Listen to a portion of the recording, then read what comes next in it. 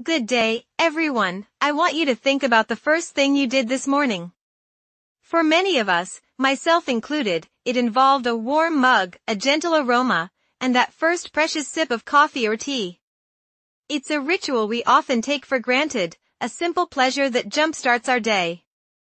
But what if I told you that this daily habit, this small moment of comfort, might also be one of the most powerful things you can do for your long-term brain health? Today, I stand before you with news that genuinely excites me as a health professional. On February 9, 2026, just days ago, one of the world's most prestigious medical journals, the Journal of the American Medical Association, or JAMA, published a landmark study. This isn't just another headline. This is a breakthrough in our understanding of how lifestyle factors can influence our risk of developing dementia, one of the most feared and devastating conditions of our time. The findings are remarkably straightforward. Drinking caffeinated coffee and tea is associated with a significantly lower long-term risk of developing dementia. For those of us who enjoy these beverages, this is incredibly encouraging news. Over the next few minutes, we will explore the details of this groundbreaking research. We'll look at the how much and the why, we'll address the crucial distinction between caffeinated and decaf, and most importantly, we'll discuss what this means for you and your family. We'll separate the hope from the hype, because as a health expert, my goal is not just to inform you, but to empower you with knowledge you can actually use.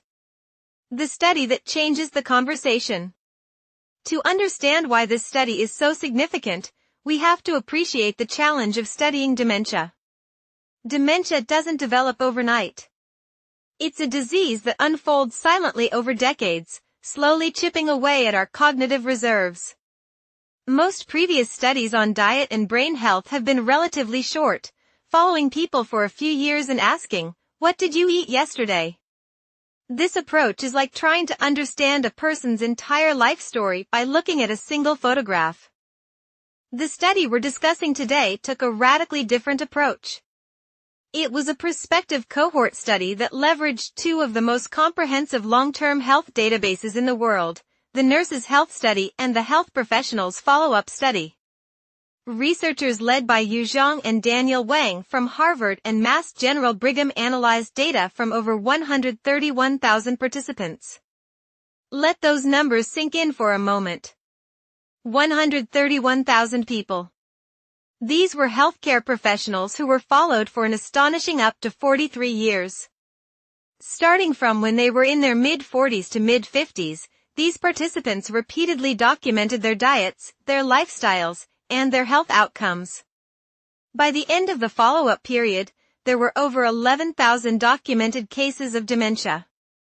This is the kind of data that allows researchers to see real patterns. It moves us beyond guesswork and into the realm of robust, credible science. The longevity and sheer size of this study are what make its findings so powerful. It provides the longest-term look we have ever had at the relationship between what we drink and how our brains age. The sweet spot, how much is just right? So, what did they find? The headline is clear. People with the highest intake of caffeinated coffee had an 18% lower risk of developing dementia compared to those who drank little to no coffee. Similarly, high tea intake was associated with about a 14% lower risk. But this isn't a case of more is better. In fact, the study identified a very clear sweet spot where the benefits were most pronounced. This is known as a dose-response analysis, and it's one of the most useful parts of the research for giving practical advice.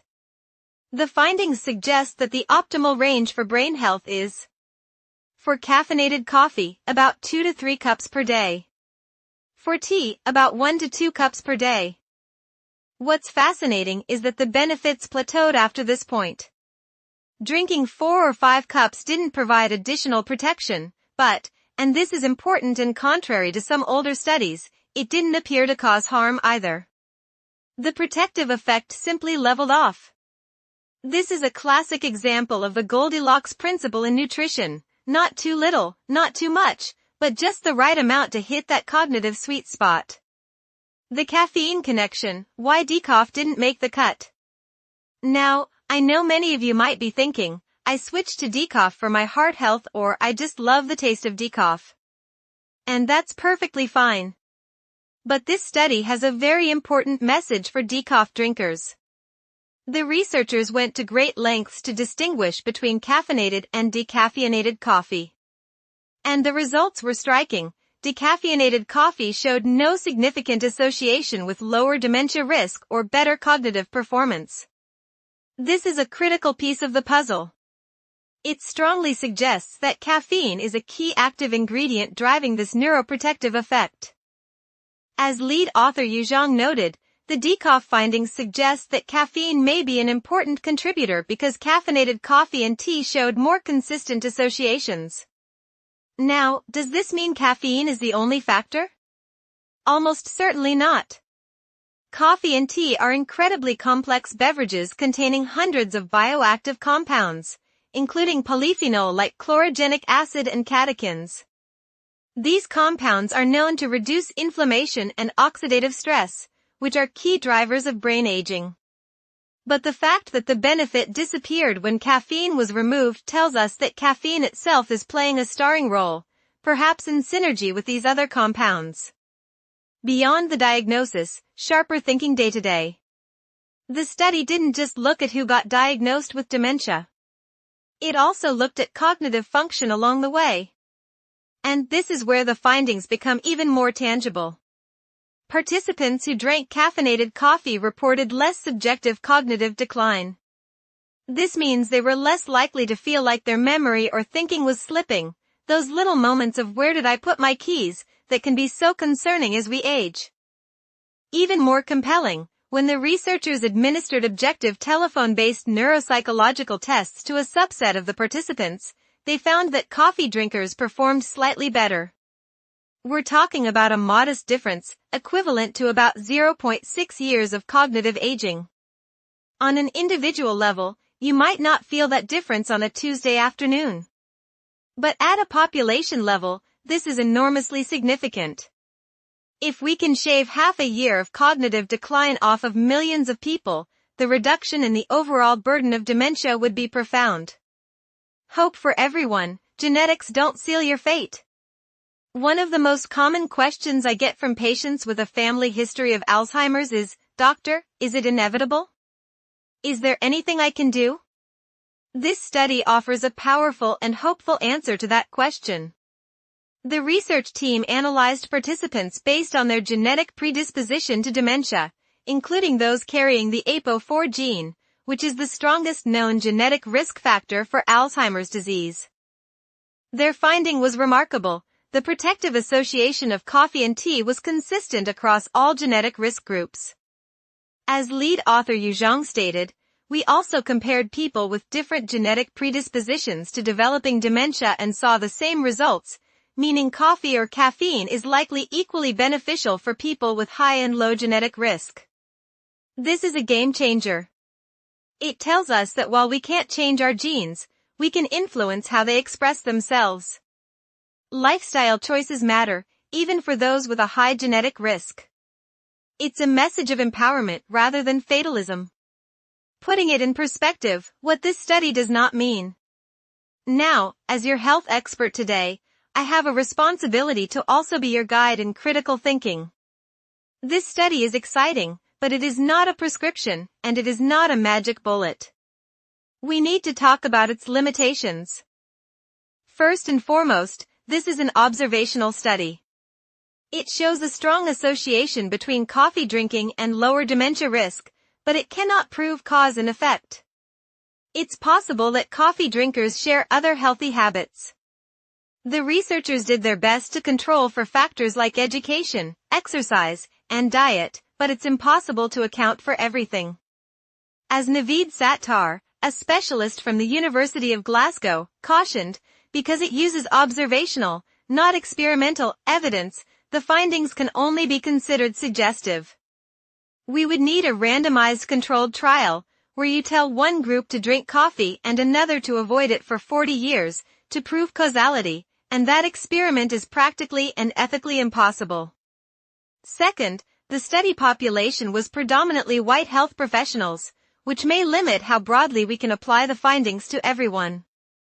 Third, dementia diagnoses were identified through death records and medical records, which means some cases may have been missed or misclassified. And finally, the study didn't look at how the coffee or tea was prepared. A black coffee with no sugar is very different from a sugary, milky latte. Adding loads of cream and sugar could easily negate any health benefits. As Dr. Glenn Finney from Geisinger advises, avoid adding lots of sweeteners or fats like heavy cream, as they aren't healthy. The bigger picture, coffee is one piece of the puzzle. This brings me to perhaps the most important message I want to leave with you today.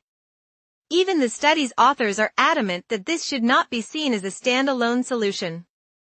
Lead author Yu Zhang put it perfectly, I wouldn't tell someone to start drinking coffee just as a dementia prevention treatment. But for people who already drink coffee or tea, our findings suggest that moderate intake is compatible with brain health. Senior author Daniel Wang echoed this sentiment, reminding us that the effect size is small and there are lots of important ways to protect cognitive function as we age. Our study suggests that caffeinated coffee or tea consumption can be one piece of that puzzle. So, what are the other pieces? The scientific consensus on brain health is clear and consistent. If you want to protect your brain, focus on the fundamentals. Regular physical exercise. It increases blood flow to the brain and promotes the growth of new neurons.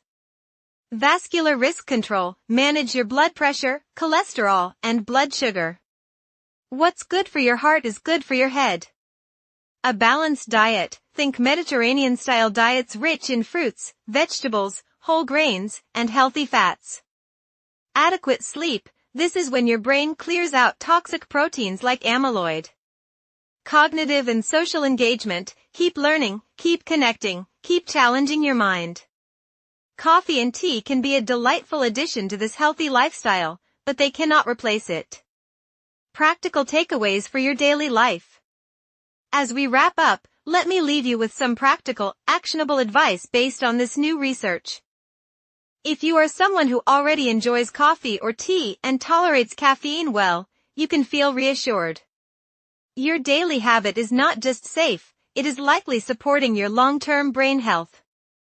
Aim for that sweet spot of 2 to 3 cups of coffee or 1 to 2 cups of tea per day, and try to enjoy them in a healthy way. Skip the heavy syrups and excessive cream. If you are a decaf drinker, don't panic. Decaf coffee still has many beneficial polyphenol. But if you are able to tolerate caffeine, you might consider incorporating a cup or 2 of the caffeinated version into your routine. If you have a high genetic risk for dementia, this study is especially for you. It shows that your choices matter. You are not a prisoner of your DNA. And if you have conditions like anxiety, insomnia, or acid reflux that make caffeine problematic, please listen to your body. As the researchers emphasize, counseling should always be individualized. There are many other paths to brain health. Finally, if you've been told in the past to avoid caffeine for other reasons, it might be worth having a conversation with your doctor at your next checkup. As one expert suggested, the new evidence might change the risk-benefit calculation for you. In conclusion, my friends, we have just witnessed a significant moment in nutritional neuroscience. A 43-year study of over 130,000 people has shown that moderate consumption of caffeinated coffee and tea is associated with a lower risk of dementia and slower cognitive decline. The effect is modest, it's not a cure, and it doesn't work for decaf, but it is real, and it is hopeful. The science is telling us that the simple, comforting rituals we already cherish, that morning brew, that afternoon tea, might be quietly working in the background to preserve our memories, our thoughts, and our very selves for decades to come. So, the next time you wrap your hands around a warm mug, take a moment to appreciate it. Appreciate not just the taste and the aroma, not just the momentary alertness, but the long-term investment you are making in your most vital organ. Please like and share this latest discovery to help others to overcome dementia. Thank you.